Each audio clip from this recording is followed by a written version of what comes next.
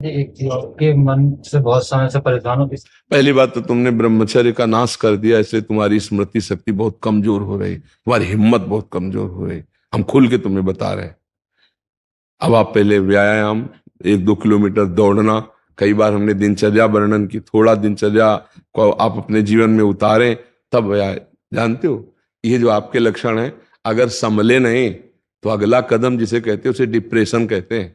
लिख लियो आप, अगला कदम जिसे कहते हैं उसे डिप्रेशन कहते हैं। आप परेशान हो जाओगे। ये दुष्ट मन बहुत बहुत ही जीव को त्रास देता है। इसको संभाल लो, सब संभल जाएगा। इसको नहीं संभाला सब बिगड़ जाएगा। इसके संभालने की सामर्थ्य सिर्फ नाम जप में है। साधन को हरि मन तो चंचल सबंते, या को कौन उपाय, साधन को हरि भजन है कै सत्संग सहाय। इसकी साधना तो नाम जप है और सत्संग इसकी सहायता करता है। तो सत्संग सुनो, नाम जप करो और उत्साहित हो जाओ। यार अपने दोस्त कोई अच्छा मिल जाए तो अपने उत्साहित हो जाते हैं। हम तुमसे दोस्ती कर रहे हैं, क्या परेशान हो रहे हो है?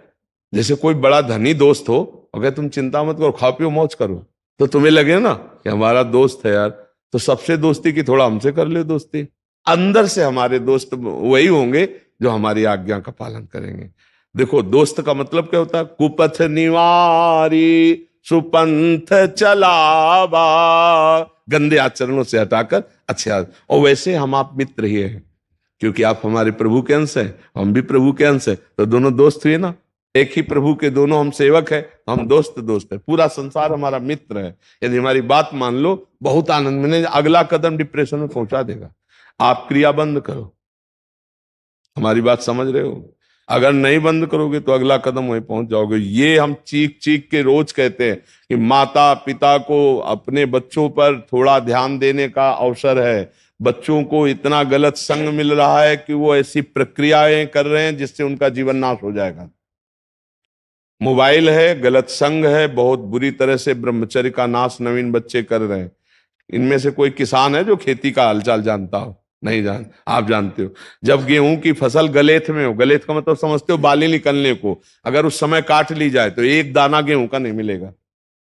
और थोड़ा 1 महीना रुक जाइए, वो बाली आ जाए और पक्की हो जाए तो मनो गेहूं उसमें निकलता है। ऐसे ही जब हमारी अवस्था 13, 14, 15, 16, 17, 18, ये गलेथ की अवस्था है, मतलब अब उसमें दाना पड़ने वाला है।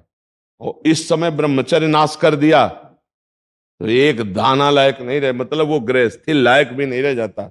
और ये बातें बच्चों को समझाई नहीं जाती। छोटे छोटे बच्चे या बच्चियां गलत आचरणों में उतर जाते हैं और वो जीवन बर्बाद हो जाता है। अब ये बच्चे की ये अवस्था है। इस समय तो बिजली जैसा पावर शरीर में, 18-20 की अवस्था का मतलब समझते हो?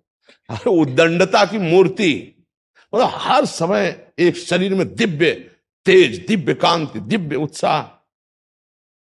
अब आजकल के 15-18 वर्ष के ऐसे बच्चे हैं कि अगर 4 सीढ़ी चढ़ के आए तो गांठों में ऐसे आदत।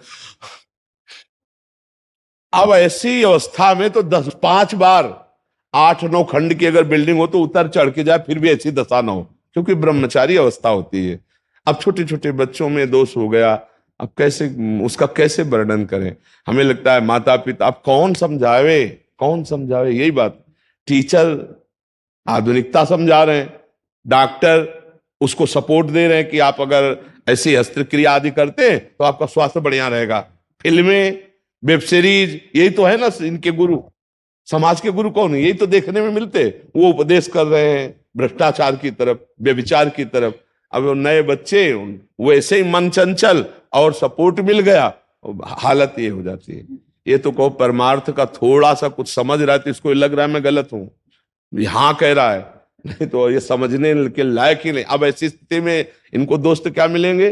अब 18, 20, 22 के बच्चे अगर नशा लेंगे तो हमारे भारत के किस काम में आएंगे?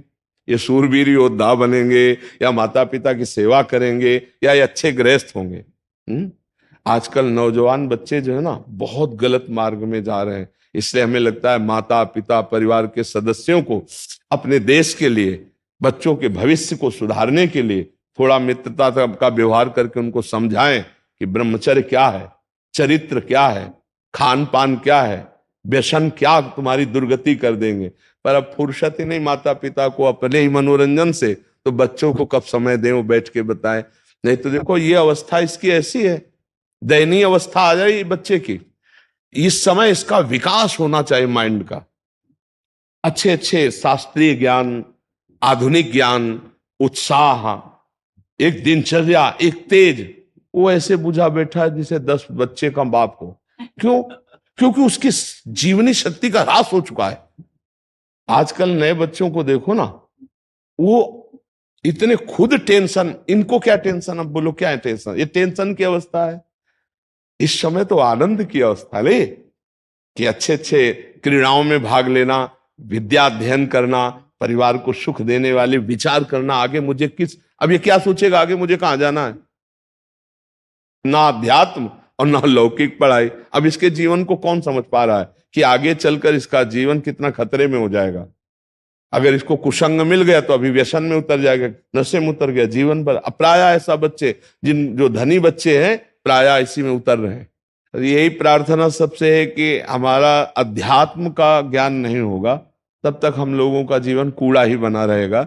अध्यात्म विकास देता है जीवन को, ये विकसित होने की अवस्था है। बच्चा बहुत दुर्लभ मनुष्य शरीर है, आप सुधार लो, ठीक है ना।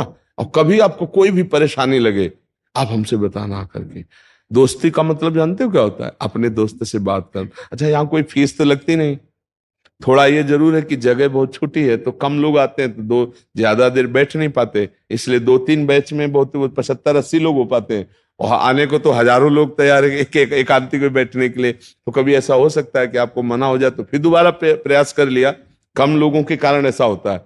आनंदित रहो, थोड़ा प्रसन्न रहो, थोड़ा सुबह 1-2 किलोमीटर दौड़ो, व्यायाम करो, एकदम चंगे, दिमाग प्रसन्न रखो एकदम। बच्चा कुछ नहीं, जिसके साथ भगवान है क्या बाल बांका हो सकता है। मस्त रहो। पढ़ाई पढ़ते हो कुछ? क्या में पढ़ रहे हो?